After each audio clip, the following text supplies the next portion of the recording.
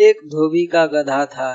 वह दिन भर कपड़ों के गट्ठर इधर से उधर ढोने में लगा रहता था।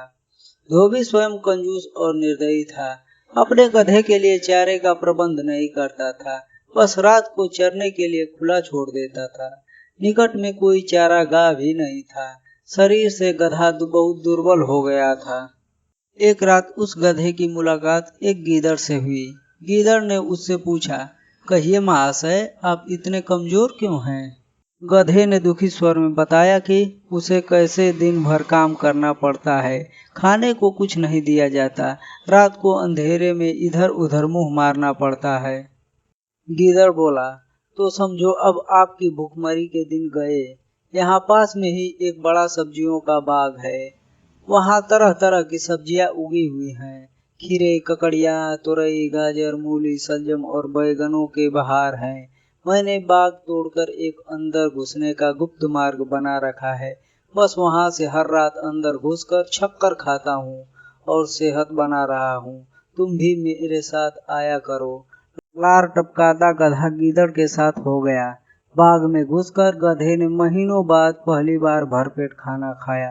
दोनों रात भर बाग में ही सो रहे और पांव फटने से पहले गीदड़ जंगल की ओर चला गया और गधा अपने धोबी के पास आ गया। उसके बाद वे रोज रात को एक जगह मिलते, बाग में घुसते और जी भर कर खाते। धीरे धीरे गधे का शरीर भरने लगा। उसके बालों में चमक आने लगी और चाल में मस्ती आ गई। वह भूखमरी के दिन बिल्कुल भूल गया। एक रात खूब खाने के बाद गधे की तबीयत अच्छी तरह हरी हो गई। वह झूमने लगा, अपना मुंह उठाकर कान फड़फड़ाने लगा। गीदड़ ने चिंतित होकर पूछा, मित्र, यह क्या कर रहे हो? तुम्हारी तबीयत तो ठीक है ना? गधा आंखें बंद करके मस्त स्वर में बोला, मेरा गाने का दिल कर रहा है।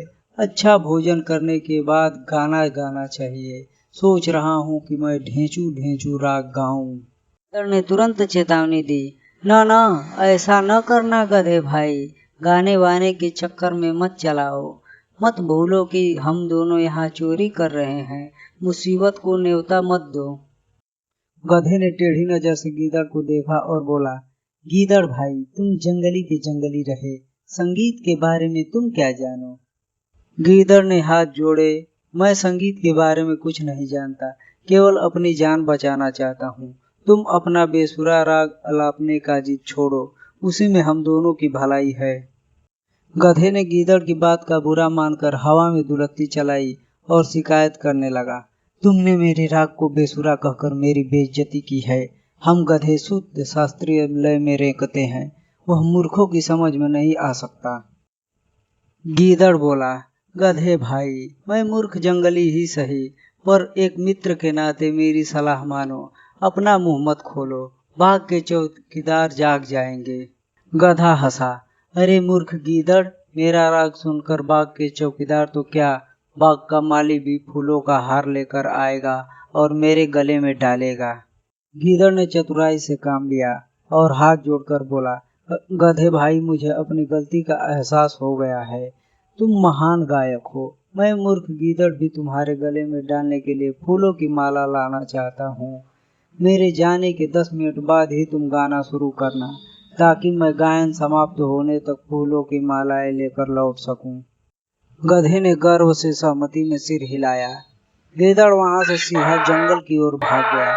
गधे ने उसके जाने के कुछ समय बाद मस्त होकर रेंकना शुरू किया। उसके रेंकने की आवाज सुनते ही बाग के चौकीदार जाग गए और उसकी ओर लठ लेकर दौड़े। जिधर रेंकने की आवाज आ रही थी, वहां पहुंचते ही गधे को देखकर चौकीदार बोला, यही है वह दुष्ट गधा जो हमारा बाग चर रहा था। बस सारे चौकीदार डंडों के साथ गधे पर टूट पड़े।